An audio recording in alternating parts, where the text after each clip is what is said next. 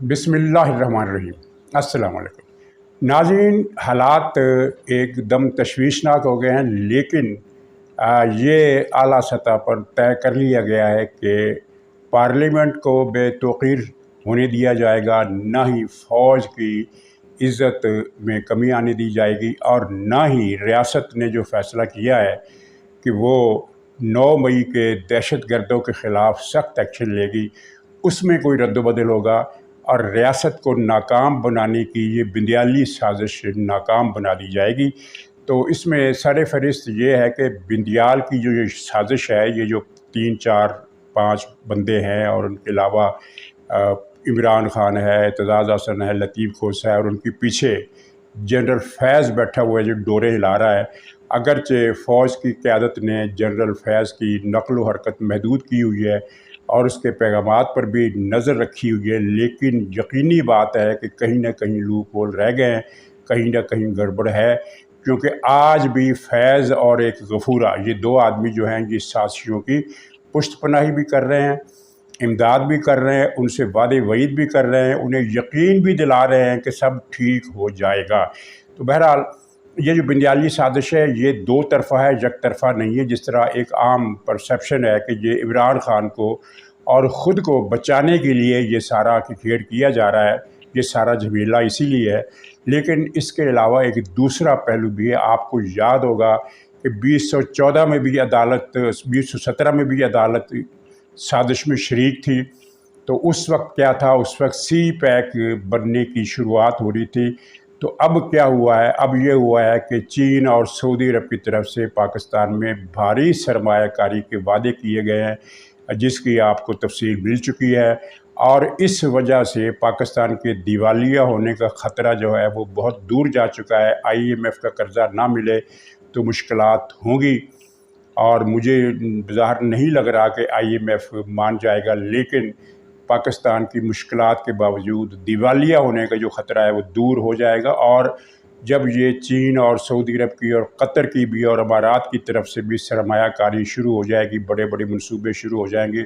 अगरचे उतनी मालियत में नहीं जितनी मालियत में हुकूमत का ख्याल है कि 120 अरब डॉलर, इतनी ज़्यादा रकम शायद ना आए, लेकिन जितनी भी रकम आए उससे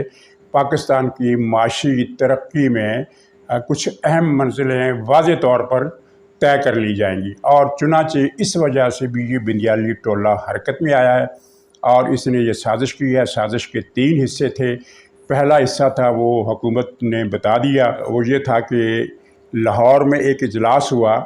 जिसमें एक चीफ खड़पैंच भी शरीक था और 3-4 सीनियर खड़पैंच और शरीक थे और उसमें ये फ़ैसला किया गया कि हुकूमत ने जस्टिस काजी फ़ाइज़ ईसा के ख़िलाफ़ जो रेफरेंस था वो वापस लिया है एक क्यूरेटिव एप्लीकेशन के ज़रिए। तो उसको ये दबा कर बैठा हुआ था 3 महीने, ज़ाहिर है अपनी एक वो हसासत का सबूत दे रहा था। लेकिन अब ये पता चला कि इस इजलास में तय हुआ कि इसी की बुनियाद पर जस्टिस काजी फ़ाइज़ ईसा को सबकदोश कर दिया जाए और इसके पीछे जो मास्टरमाइंड था वो था जनरल फैज़ और उसका वो बलूचिस्तान वाला साथी। तो अब चुनांचे हुकूमत ने फिर वो चीफ जस्टिस का 3 महीने पहले ही तकर्री का नोटिफिकेशन करके वो साजिश नाकाम बना दी। बल्कि ये बिंदियाल की जो रिट थी इसको भी ज़ख्म पहुंची और मातहत अदलिया को भी मैसेज गया कि अब जो है वो आपने नए चीफ के साथ काम करना। और बहुत सारे पैगामात इस तरह मिले कि जिससे ये मुश्तिल होकर इन्होंने फिर वो फौरी एक्शन का इरादा ज़ाहिर किया, फौरी एक्शन कर डाला और वो 9 रुकनी बेंच बना दिया, जिसमें से जस्टिस काजी फ़ाइज़ ईसा ये कहकर उठ गए कि ये जो प्रैक्टिस एंड प्रोसीजर बिल है इसकी मंजूरी या नामंजूरी और इस पर केस का फ़ैसला होने तक इस तरह के बेंच बनाना ही गैर आइनी है। ये जो 9 रुकनी बेंच बना है ये गैर आइनी है और मैं इसको नहीं मानता, ये कहकर वो उठकर चले गए। उनके साथ ही जैसे तारक मसूद साहब भी उठकर चले गए। ये यानी इनके लिए एक बहुत बड़ा धचका था। साजिश ये थी, इनका ख्याल ये था कि जस्टिस काजी फ़ाइज़ ईसा कोई और बहाना बनाकर समाज से इनकार करेंगे تو ہمیں یہ کہنے کا موقع مل جائے گا کہ دیکھو یہ صاحب جو ہیں یہ پہلے فوجی عدالتوں کے خلاف تھے، اب فوجی عدالتوں کے حامی ہو گئے، اس طرح ان کی کردار کشی کی مہم شروع کی جائے گی۔ وہ ساری سازش ناکام ہو گئی جب انہوں نے یہ کہا کہ یہ بینچ ہی غیر آئینی ہے، اور یہ فقرہ جو ہے یہ بہت بڑا ہے۔ آنے والے دنوں میں اسی فقرے نے کریا کرم کرنا ہے اس بندیالوی ٹولے کا، اور اب ان کا جو ارادہ ہے وہ ایک دو دن میں جمعے کو اگر نہیں تو پیر کو نہیں تو منگل کو، یہ 3-4 دنوں کے اندر اندر انہوں نے یہ جو فوجی عدالتوں میں دہشت گردوں کے خلاف مقدمات چلانے کا قانون بنا ہے، اس کو انہوں نے اڑا دینا ہے، ختم کر دینا ہے۔ تو اس کے بعد پھر جو ہوگا وہ اسی بنیاد پر ہوگا۔ مثلاً حکومت یہ کہہ سکتی ہے کہ چونکہ یہ بینچ ہی غیر آئینی ہے، اس لیے اس کا جو حکم ہے وہ بھی غیر آئینی ہے، اور حکومت اسے نہیں مانے گی، یہ حکومت نے طے کیا ہے۔ بالکل اسی طرح جس طرح وہ 4-3 کا فیصلہ تھا، حکومت نے اس کو بنیاد بنایا اور کہا کہ اس فیصلے میں تو الیکشن کا حکم ہے ہی نہیں، ہم نے حکومت دولی کی نہیں۔ تو اس کی بنیاد پر وہ حکومت ایک موقف اپنائے گی، اور اگر ان سازشیوں نے زیادہ گڑبڑ کی، ظاہر ہے ان کے پیچھے کچھ طاقتور لوگ موجود ہیں، اور ظاہر ہے ایک عدلیہ جو ہے وہ بذات خود ایک بہت زیادہ طاقت رکھتی ہے، اتنی زیادہ طاقت کہ جس کا اندھا استعمال ہم پچھلے 1 سال سے دیکھ رہے ہیں کہ آئین کو پڑھچے اڑا دیے، آئین کو پرزے کر دیا ہے ان 3 رکنی بینچ نے، اور اسی طرح ہائی کورٹ، اسلام آباد ہائی کورٹ کو دیکھ لیں، اختیارات سے ہٹ کر جس کمال ڈھٹائی کے ساتھ انہوں نے ثاقب نثار کے بیٹے کے خلاف کارروائی روکی ہے، وہ ظاہر ہے ایسی ہے کہ عدل کا دعویٰ کرنے والوں کا سر بڑے لمبے عرصے کے لیے جھکا دیا ہے اس طرح کے فیصلوں نے۔ اور لاہور ہائی کورٹ جو کر رہی ہے، نیچے ماتحت عدالتیں جو کچھ کر رہی ہیں، یہ ایک طاقتور گروپ ہے جس کو کچلنا اب ریاست کے بقا کے لیے ضروری ہے، کیونکہ اگر اس گروپ کو نہ کچلا گیا تو پھر ریاست ختم ہو جائے گی، پاکستان ختم ہو جائے گا، جو اس سیاسی ٹولے کا بنیادی مقصد ہے۔ چنانچہ ایک مقصد تو ان کا یہ ہے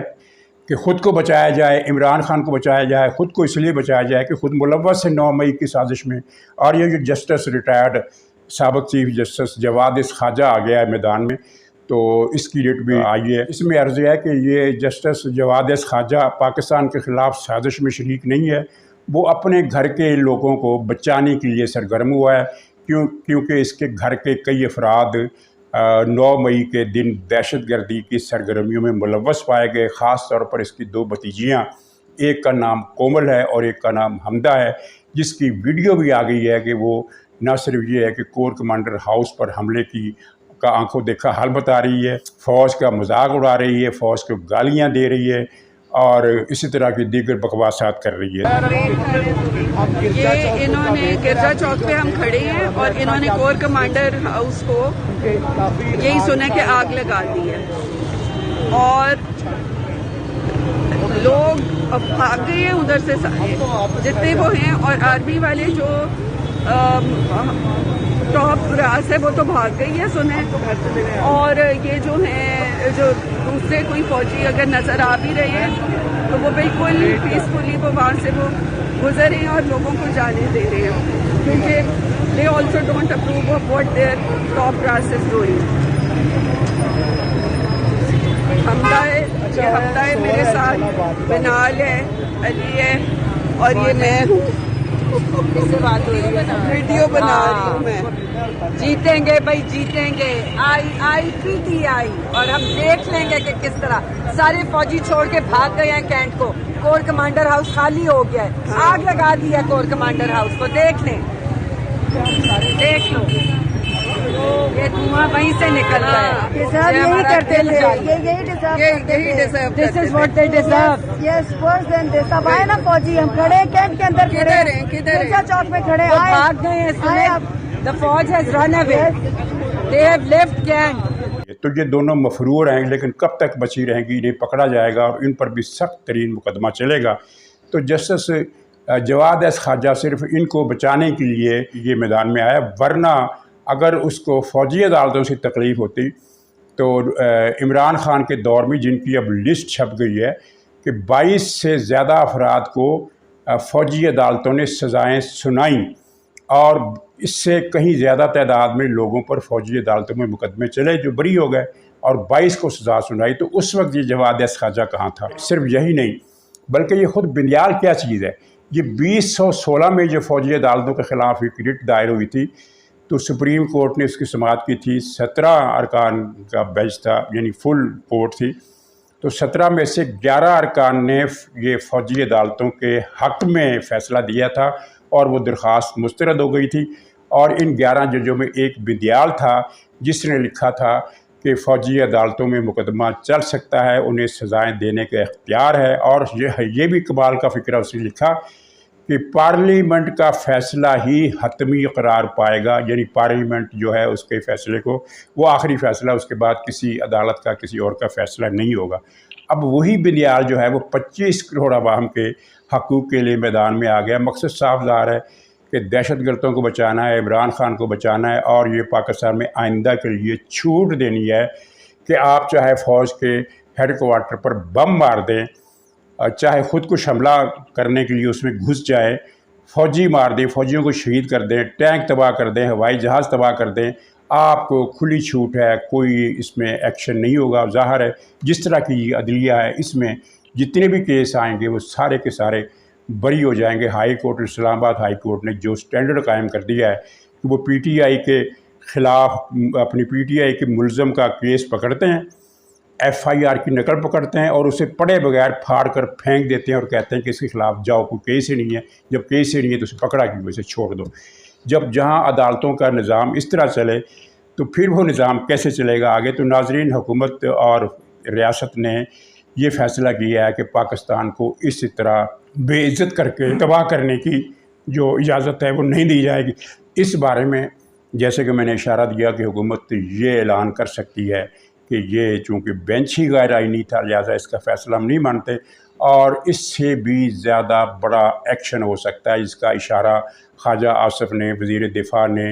ایک سخت ترین اور بامعنی لفظ استعمال کر کے دے دیا اور کہا ہے کہ آپ کچھ لحاظ کریں, اس طرح کے کام نہ کریں. ایسا نہ ہو کہ آپ ڈیلیٹ ہو جائیں. کسی چیز کو صبح ہستی سے مٹا دینا,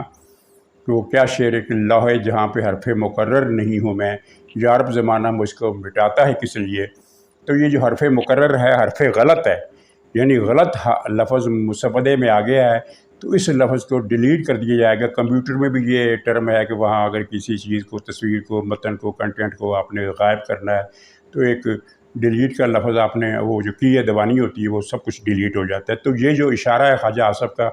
کہ ڈیلیٹ نہ ہو جائیں, تو یہ ایکشن بھی مجھے نظر آ رہا ہے. اور اگر میں آپ کو بتا دوں کہ ایمرجنسی لگانا پڑی, جس کا ماضی میں میں نے کہا تھا کہ امکان نہیں ہے, تو اب یہ نوبت بھی آ سکتی ہے کہ اگر ایمرجنسی لگانا پڑی تو وہ بھی لگ سکتی ہے. اور اس کی ذمہ داری, ایمرجنسی لگانے کی ذمہ داری بندیال پر, منیب پر, اعجاز الحسن پر اور وہ ٹرکاں والے پر, ان سب پر عائد ہوگی. اور ان سب پر عائد ہوگی جو یہ سازش کر کے چیف جسٹس کے کمرے میں بیٹھ کر ساری چیز طے ہوئی کہ ہم اس طرح ڈٹ کریں گے اور آپ نے اس طرح اجلاس بلانا اور یہ کر رہی ہے. دنیا کی تاریخ میں کسی جج نے آج تک نہیں کیا کہ پٹیشنر کو چیمبر میں بلا کر اس کے ساتھ ساز باز کرے. یہ یہاں پاکستان میں ہوا. تو یہ ساری چیزیں بنا نوٹس کے تو نہیں جا سکتی, ان کا نوٹس لیا گیا ہے اور ایکشن بھی ہوگا. اور اگر ایکشن ایمرجنسی تک پہنچا تو ذمہ دار یہ ہوں گے, اور نہ صرف یہ ہے کہ ذمہ دار ہوں گے بلکہ یہ کٹہرے میں بھی ہوں گے. صرف معاملہ ان کی ریٹائرمنٹ پر نہیں جائے گا, اور 2 مہینے کے بعد, 2.5 مہینے کے بعد جب سپریم کورٹ پر نئی انتظامیہ, نئے قائد اس کے آئیں گے تو پھر کئی اور فیصلے بھی ریورس ہوں گے. اور صرف ریورس نہیں ہوں گے بلکہ جنہوں نے جرم کا ارتکاب کیا, قاضی فائز عیسیٰ نے کل بھی کہا کہ آپ نے یہ بینچ بنا کر مس کنڈکٹ کا مظاہرہ کیا ہے, تو مس کنڈکٹ کے الزام میں بھی کارروائی ہوگی. دوسرے جو سیاہ کاریاں 3-4 لوگوں نے کی ہیں, جس طرح دھاندلیاں کی ہیں اور جس طرح کرپشن کے انہوں نے ڈنکے بجائے ہیں, اس کرپشن کا بھی حساب ہوگا. اگرچہ ابھی نہیں ہوگا, ستمبر میں ہوگا اگر حالات نارمل رہے. اور اگر حالات نارمل نہ رہے اور ایمرجنسی کی نوبت آئی تو یہ یوم حساب جو ہے یہ ستمبر سے بہت پہلے شروع ہو جائے گا. ناظرین, دوسری طرف پی ٹی آئی کا حوال سن لے یہ پرویز خٹک جو وہاں گروپ بنا رہے ہیں وہ اب 1-2 دن میں اس کا دھماکہ ہونے والا ہے، اور یہ کنفرم اطلاع یہ ہے کہ پختونخوا کے 35 ارکان صوبائی اسمبلی اس وقت پرویز خٹک کا ساتھ دینے کا وعدہ کر چکے ہیں۔ اس کے علاوہ MNAs کی بھی ایک تعداد ہے۔ اس کا مطلب یہ ہے PTI کا قصہ پاک ہے، وہ تابوت میں بند ہو چکی ہے۔ اگر پرویز خٹک یہ دھماکہ نہ کرے تب بھی کوئی اتنا بڑا فرق نہیں پڑتا، جو ہونا ہے وہ ہونا ہے۔ لیکن پرویز خٹک کے اس دھماکے سے نفسیاتی جو ان کا PTI کے لوگوں کا جو احوال ہے، نفسیاتی زبوں حالی جو ہے، اس زبوں حالی میں مزید اضافہ ہو جائے گا، اور میرا خیال ہے پختونخوا میں 1-2 کو چھوڑ کر کوئی بھی قابل ذکر آدمی PTI میں موجود نہیں رہے گا۔ آج کل غلام سرور وزیر نے بھی، وہ سابق وزیر تھا جو عمران خان کا، اس نے بھی استعفیٰ دے دیا۔ یہ وہ قومی مجرم ہے غلام سرور خان، جس نے عمران خان کے حکم پر PIA کو تباہ کرنے والا بیان دیا۔ مقصد کیا تھا؟ عمران خان کی ایک چہیتی ATM مشین نے اپنی پروازیں چلانی تھی، اور گلف ایئر کے ساتھ ان کا حصہ طے ہوا تھا کہ ہم PIA کو ختم کرتے ہیں، PIA کو بند کرتے ہیں، آپ یہ سارے روٹ آپ سنبھالیں، ہمیں ہمارا حصہ دیتے رہیں، بنی گالا اتنا حصہ ہر مہینے پہنچ جانا چاہیے، تو ہم PIA کو ختم کر دیتے ہیں۔ اور یہ PIA کو ختم کرنے کے لیے غلام سرور نے عمران خان کے حکم پر یہ بیان دیا تھا کہ اس کے تو جو پائلٹ ہیں ان کے پاس تو ڈگری نہیں ہے، ان کی تو ایجوکیشن ہی نہیں ہے، ان کی تو ٹریننگ ہی نہیں ہے، جس کے بعد یورپ نے پابندیاں لگائیں اور PIA کو اربوں ڈالر کا خسارہ ہوا، اور پھر اس کی جگہ انہوں نے گلف ایئر اور اپنی ایک چہیتی کمپنی کو یہ روٹ دیے، پاکستان کے، انگلینڈ کے، مڈل ایسٹ کے، تاکہ وہ سارا منافع کمائیں۔ تو یہ پرویز خٹک کا دھماکہ جلد ہونے والا ہے، اور اس میں آپ شاہ محمود قریشی کا ایک دلچسپ بیان سنیے۔ اس میں انہوں نے کہا، شاہ محمود قریشی نے کہا کہ مسئلہ عمران خان کے ساتھ دینے کا نہیں ہے، مسئلہ PTI کو بچانے کا ہے، PTI کا ساتھ دینے کا ہے۔ اور یہ وہی بات ہے جو فواد چودھری نے پہلے دن پریس کانفرنس میں کہی تھی۔ اس نے کہا تھا فواد چودھری نے کہ ہم اس لیے PTI کو نئے سرے سے منظم کریں گے کیونکہ ہم یہ اس ملک کو زرداری اور نواز شریف کے رحم و کرم پر نہیں چھوڑ سکتے۔ مطلب یہ ہے کہ عمران خان کو مائنس کر دیں گے تاکہ ان کا مقابلہ کرے۔ اب شاہ محمود قریشی کے اس بیان سے یہ واضح ہو گیا ہے کہ شاہ محمود قریشی اپنی دانست میں عمران خان کو کک آؤٹ کر چکا ہے اور PTI کی زمام کار سنبھال چکا ہے۔ تو ہو سکتا ہے اس کے رابطے بھی ہوئے ہیں پرویز خٹک کے ساتھ، اور اسد کیسر کے بھی ساتھ بھی، اور ایوان صدر میں بیٹھا ہوا باندر ہے عارف الوی، اس کے ساتھ بھی۔ تو یہ عین ممکن ہے کہ یہ پرویز خٹک جس کی بات چیت چل رہی تھی کہ ایک گروپ بنا کر وہ جہانگیر ترین کی استحکام پارٹی میں شامل ہوگا، اس کے بجائے یہ شاہ محمود قریشی کے قیادت میں ایک نئی PTI بنانے کا اعلان کر دے تاکہ انتخابی میدان میں وہ اپنا حصہ وصول کر سکے۔ ظاہر ہے کہ اگر وہ استحکام پارٹی میں شامل ہوتے ہیں تو پھر جو یہ فیصلہ ہوگا وہ تو جہانگیر ترین کا ہوگا کہ وہ کتنی سیٹیں اس کو دیتا ہے جیتنے کے لیے۔ لیکن اب اگر وہ شاہ محمود قریشی کی پارٹی میں شامل ہوتا ہے تو اس کو اپنی مرضی کا حصہ پختونخوا میں مل جائے گا، 10 آدمی کھڑا کرے گا، 4 تو جیت جائیں گے۔ تو یہ صورتحال ہے۔ اور پھر آپ نے دیکھا کہ ہمایوں اختر نے بھی PTI چھوڑ دی، اور یہ ہمایوں اختر جنرل اختر عبد الرحمان کا بیٹا ہے، ظاہر ہے یہ بھی قومی مجرم ہے۔ PTI میں جو تھا وہ قومی مجرم ہے، PTI چھوڑنے سے اس کا قومی مجرم ہونے کا تعلق ختم نہیں ہو جاتا، وہ الزام دھل نہیں جاتا۔ پرویز خٹک ہو، اسد کیسر ہو، شاہ محمود قریشی ہو، یا کوئی بھی ہو، جس نے بھی PTI چھوڑی ہے اس کے پیچھے کرائم کا ایک پورا باب ہے، جرائم کا، اور وہ جو بوجھ ہے وہ اس کے سر پر رہے گا۔ حالات ایسے ہیں کہ فی الحال یہی چل رہا ہے کہ جو PTI چھوڑ دیتا ہے اس کے خلاف جرم کا کھاتہ نہیں کھولا جاتا، یا کم از کم ٹھنڈا کر دیا جاتا ہے۔ یہ ہمایوں اختر وہ ہے جس کے باپ نے پاکستان کے قیمتی ترین، حساس ترین اسٹریٹجک ہتھیار دشمن ممالک کو بیچے اور اربوں خربوں کمائے، اور اس اربوں خربوں کی ناجائز کمائی سے پھر اس کے بیٹوں نے ایک بہت بڑی صنعتی ایمپائر کھڑی کر لی، آپ دیکھ سکتے ہیں۔ تو ناظرین یہ ہے اب تک کی صورتحال، تو انتظار کیجئے کیونکہ یہ جو ان کی سازش ہے، یہ اس کے بارے میں ایک چیز تو طے ہو گئی ہے کہ اسے کامیاب نہیں ہونے دیا جائے گا، بلکہ انہیں عبرت کا نشان بنا دیا جائے گا، اس طرح کا فیصلہ ہوا ہے۔ اب اس پر عمل کیسے ہوتا ہے یہ اگلے چند دنوں میں اس کے آثار بھی نظر آ جائیں گے، اور ہو سکتا ہے آثار کے بجائے فیصلہ ہی سامنے آ جائے۔ تو ناظرین اجازت دیجیے، انشاءاللہ اگلے بلاگ میں پھر ملاقات ہوگی، تب تک کے لیے خدا حافظ۔